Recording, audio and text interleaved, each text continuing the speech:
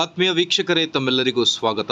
ಇಂದಿನ ಈ ಒಂದು ವಿಡಿಯೋದಲ್ಲಿ ಕರ್ನಾಟಕ ರಾಜ್ಯ ಸರ್ಕಾರಿ ನೌಕರರಿಗೆ ಒಂದು ಬ್ರೇಕಿಂಗ್ ಅಪ್ಡೇಟ್ ಅನ್ನು ಶೇರ್ ಮಾಡ್ತಾ ಇದ್ದೀನಿ. ರಾಜ್ಯ ಸರ್ಕಾರಿ ನೌಕರರಿಗೆ ಕೇಂದ್ರದ ಮಾದರಿಯಲ್ಲಿ ವೇತನದ ಕುರಿತು ಒಂದು ಲೇಟೆಸ್ಟ್ ಅಪ್ಡೇಟ್. ಕರ್ನಾಟಕ ರಾಜ್ಯ ಸರ್ಕಾರಿ ನೌಕರ ಸಂಘದ ರಾಜ್ಯಾಧ್ಯಕ್ಷರಾದ CS ಷಡಾಕ್ಷರಿ ಸರ್ ಅವರು ಒಂದು ಮಾಹಿತಿಯನ್ನು ನೀಡಿದ್ದಾರೆ.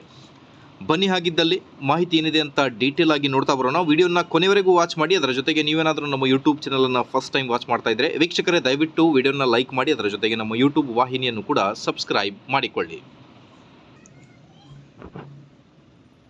ಸ್ಕ್ರೀನ್ ಮೇಲೆ ಗಮನಿಸ್ತಿರ್ಬೋದು, ಕೇಂದ್ರ ಸರ್ಕಾರಿ ಮಾದರಿಯ ವೇತನ ನೀಡಿ CS ಷಡಾಕ್ಷರಿ ಒತ್ತಾಯ. 31 ಆಗಸ್ಟ್ ಇವತ್ತೇ ಬಂದಿರುವ ಇದು ಒಂದು ಬ್ರೇಕಿಂಗ್ ಅಪ್ಡೇಟ್.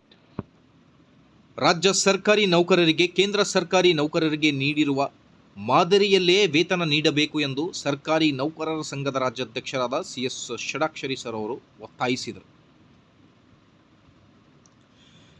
ದೇಶದ 24 ರಾಜ್ಯಗಳು ತಮ್ಮ ಸರ್ಕಾರಿ ನೌಕರರಿಗೆ ಕೇಂದ್ರ ಸರ್ಕಾರಿ ನೌಕರರ ಮಾದರಿಯಲ್ಲಿ ವೇತನ ನೀಡುತ್ತಿವೆ. ಆದರೆ ನಮ್ಮ ರಾಜ್ಯದಲ್ಲಿ ಮಾತ್ರ ಇದು ಜಾರಿಯಾಗಿಲ್ಲ. ಕೇಂದ್ರ ಹಾಗೂ ರಾಜ್ಯ ಸರ್ಕಾರಿ ನೌಕರರಿಗೆ ತುಟ್ಟಿ ಭತ್ಯೆ, ಮನೆ ಬಾಡಿಗೆ ಹಾಗೂ ಇತರೆ ಭತ್ಯೆಗಳಲ್ಲಿ 20% ವ್ಯತ್ಯಾಸ ಇದೆ. ಕೇಂದ್ರ ಸರ್ಕಾರಿ ನೌಕರರಷ್ಟೇ ಕೆಲಸ ಮಾಡಿದರೂ ನಮ್ಮ ನೌಕರರು ಅವರಿಗಿಂತ 20 ರಿಂದ 30 ಸಾವಿರ ಕಡಿಮೆ ವೇತನ ಪಡೆಯುತ್ತಿದ್ದಾರೆ. ಬಿಹಾರದಂತಹ ಬಡ ರಾಜ್ಯದಲ್ಲೂ ಕೇಂದ್ರ ಸರ್ಕಾರಿ ನೌಕರರ ಮಾದರಿಯಲ್ಲಿ ವೇತನ ನೀಡಲಾಗುತ್ತಿದೆ ಎಂದು ತಿಳಿಸಿದರು. ತೆರಿಗೆ ಸಂಗ್ರಹದಲ್ಲಿ ದೇಶದಲ್ಲಿ 2ನೇ ಸ್ಥಾನದಲ್ಲಿರುವ ನಮ್ಮ ರಾಜ್ಯದ ನೌಕರರು ಮಾತ್ರ ಕಡಿಮೆ ವೇತನ ಪಡೆಯುತ್ತಿದ್ದಾರೆ. ಕೇಂದ್ರ ಸರ್ಕಾರ 8ನೇ ವೇತನ ಆಯೋಗ ರಚಿಸಿದ್ದು, ಅದು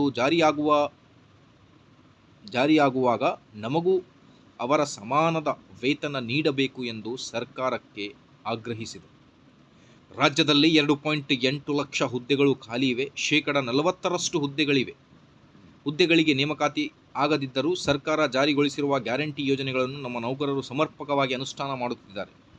ಸರ್ಕಾರಿ ನೌಕರರು ಕರ್ತವ್ಯದ ಜೊತೆಗೆ ಜನಪರ ಕಾರ್ಯಗಳನ್ನು ಮಾಡುತ್ತಿದ್ದಾರೆ. ನೌಕರರಿಗೆ ನಗದು ರಹಿತ ಚಿಕಿತ್ಸೆ ಯೋಜನೆ ಮಾಡಬೇಕಿದ್ದು 1 ತಿಂಗಳ ಒಳಗೆ ಜಾರಿ ಮಾಡುವುದಾಗಿ ಮಾನ್ಯ ಮುಖ್ಯಮಂತ್ರಿ ಸಿದ್ದರಾಮಯ್ಯ ಭರವಸೆಯನ್ನು ಕೂಡ ನೀಡಿದ್ದಾರೆ. NPS ಬದಲಾಗಿ OPS ಜಾರಿಯಾಗುವ ಭರವಸೆ ಇದೆ ಎಂದರು. ಸೊ ಹಾಗಾಗಿ ಇದೇ ಇವತ್ತಿನ ಬಿಗ್ ಬ್ರೇಕಿಂಗ್ ಅಪ್ಡೇಟ್. ಮಾಹಿತಿ ಇಷ್ಟದಲ್ಲಿ like, share and subscribe. Thank you.